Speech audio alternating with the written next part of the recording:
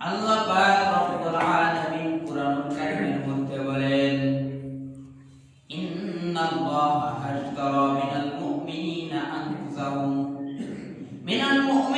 আনফুসাহুম ওয়া আমওয়ালাহুম বিআন্না লাহুমুল জান্নাহ।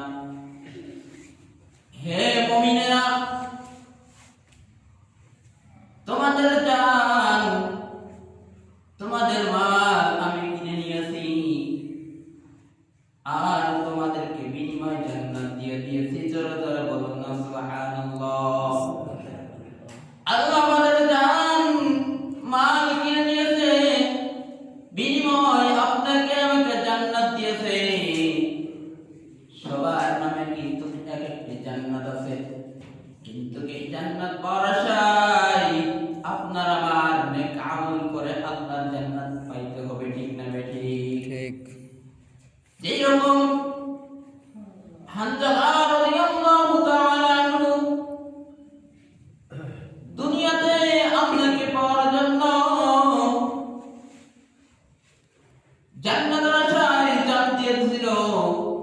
জান দেওয়ার বিনিময় আপনারা সকলেই কম বেশি জানেন, হানজালাকে দুনিয়াতেই জান্নাতের পানি দিয়ে গোসল করাইছিল আল্লাহ। ঠিক না বেঠিক? জানেন না?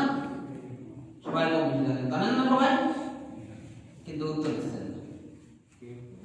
এজন্য বলতেছি, আল্লাহ জান মাল কিনে নিয়েছেন জান্নাতের বিনিময় আল্লাহ আমাদেরকে জান্নাত দিয়েছে। এই জান্নাত কামাই করার জন্য আপনাকে আমাকে আমল করা লাগবে। ঠিক না বেঠিক?